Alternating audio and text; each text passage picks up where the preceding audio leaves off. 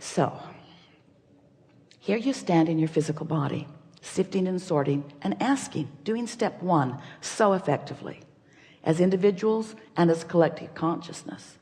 And the evolution of all species is about exactly that. Contrast inspires you to want more. So source becomes vibrationally a part of what you have become and establishes a vibrational frequency that you can never separate yourself from. And you can tell that that vibrational frequency exists because you have emotions that tell you that it does. When you feel elation, that's your indicator that you're right now in perfect resonance with that vibrational frequency. When you feel frustration, that's your indication that you are not in perfect resonance with that frequency, but you're not so far off from it. When you feel hopeful, you're closer to that frequency. When you feel love, you're right smack dab in the middle of it. When you feel clarity, when you feel elation, passion, you're right up to speed. When you feel despair, when you feel fear, you're really far away from that vibration. So this is a very important thing to understand. You've launched the rocket and it is part of you. And that source energy part of you from which you came, who always holds you in constant awareness, is holding the vibrational frequency of your greatest becoming, of your furthest most expansion. But if you don't get up to speed and stay up to speed with that expansion, then you feel the gap. And that's what negative emotion is. So once you understand this, now it will be easier for you to understand how simple your work really is. It's so much more simple than you have believed it to be. Bless your hearts. You've been working pretty hard at life. You observe things wanted and things unwanted, and you sift them into piles.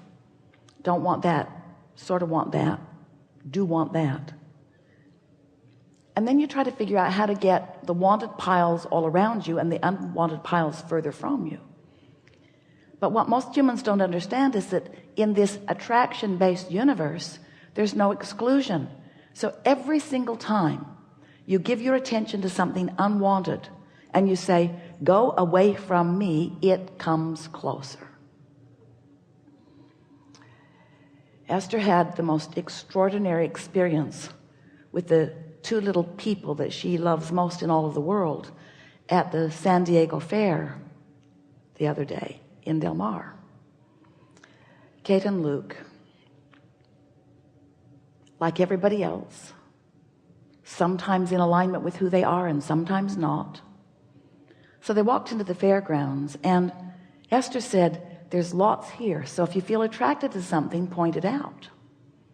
And Luke said, I'm attracted to that. And it was a spinning wheel, some sort of a gimmick, not really even a game. So Luke spun the wheel and got 4 tacos, which did not please him that much.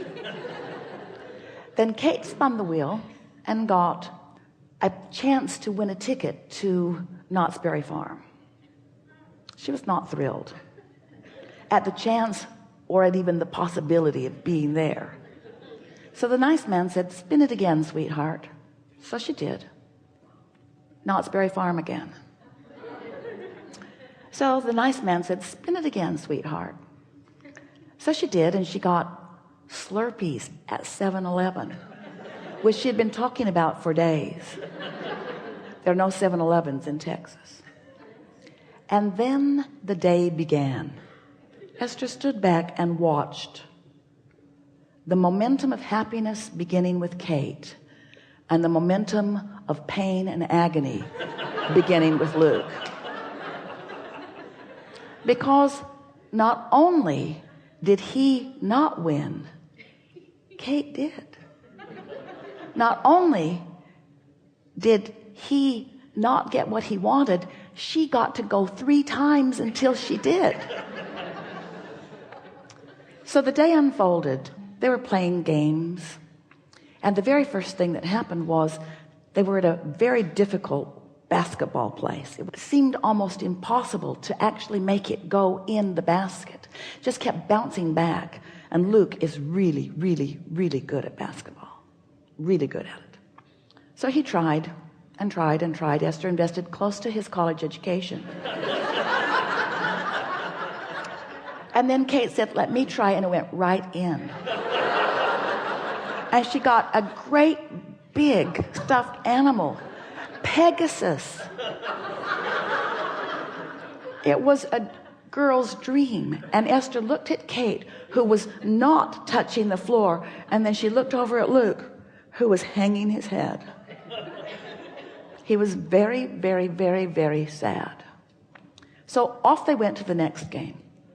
This one was where you throw quarters across the table. And if they land on the right exact spot, then you get something. So Kate got a little thing and another little thing and another little thing. And Luke said, it's like they don't want me to win. And Esther's thinking, it's how it feels, isn't it? When things aren't working out for you, it feels like someone's doing it to you. Because when you want something and it's not coming, it doesn't seem possible that you would do it to yourself, because you want this thing that you want.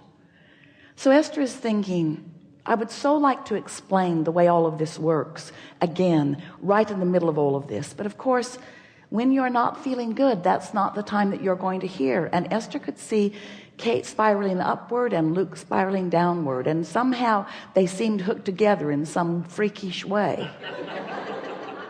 And so then there was the water game. You shoot the water into the little holes, and they all lined up. There were 5 of them. They all lined up. Kate was on station number 2. Squirt, squirt, squirt, squirt, squirt, squirt. Number 2 is the winner. Let's do it again. Squirt, squirt, squirt, squirt, squirt, squirt, squirt. Number 2 is the winner. Let's do it again. Squirt, squirt, squirt, squirt, squirt, squirt, squirt. Number 2 is the winner. Mine's broken. It didn't seem possible that Kate could continue to win, but she did all day long. She had so many stuffed animals, Esther had to make a trip back to the car because they could not lug them all around. So then the reason they'd gone to the concert is because Train was there. Train was going to presentation later that night, and so they arrive after a long, fun and not fun, really funnest day ever and worst day ever. And they arrive at the concert, and they're sitting in their seats, and a nice man comes up to Kate and says, would you like to go on stage with Train tonight?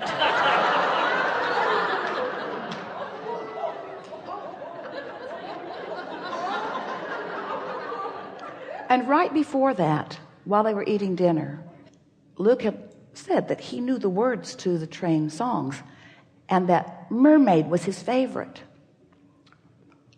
What song will you be dancing with Train tonight, Kate? Mermaid.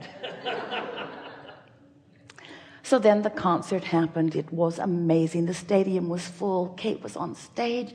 She got to see this amazing audience. She got to stand next to these beautiful performers. She was floating above the ground.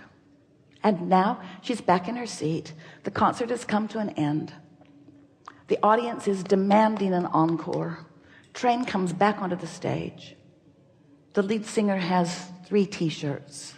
He throws them into the audience, and guess who got one of them? Kate. And so as they were walking out of the stadium, Kate puts her hand in Esther's hand, and they are both floating above the ground. And Esther said, that's the way it works, sweetie.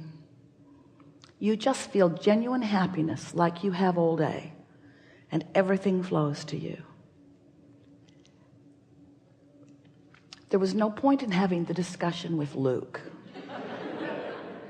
because his reality and his observation of it, he had a momentum going. Has that ever happened to you?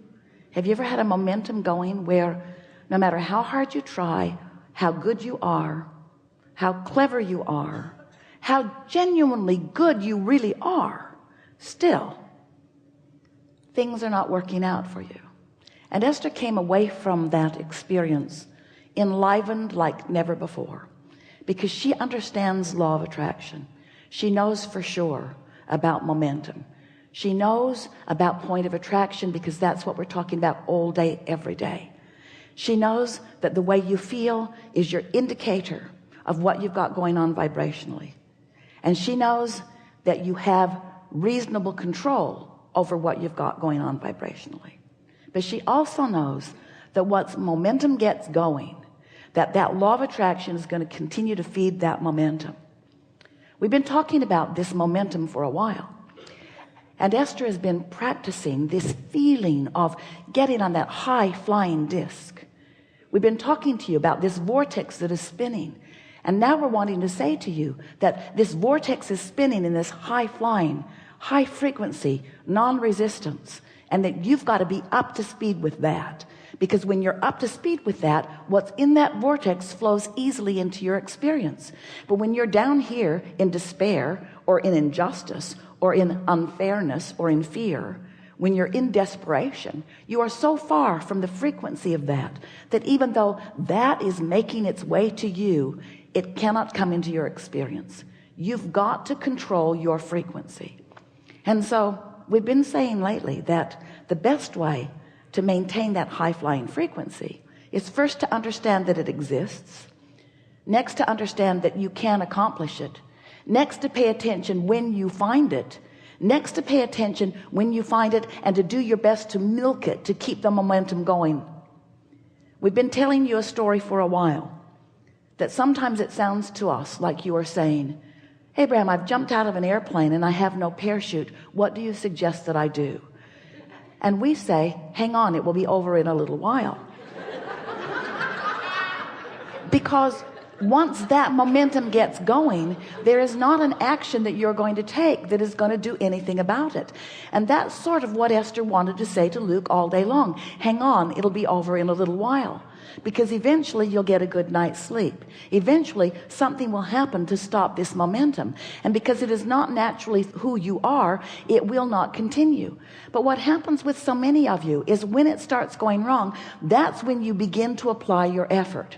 But you're applying effort in the midst of momentum that's already gone wrong. And in the midst of the momentum that's already gone wrong, in this attraction-based universe where there is no exclusion, every time you shout no at something, the universe says, here's more of it.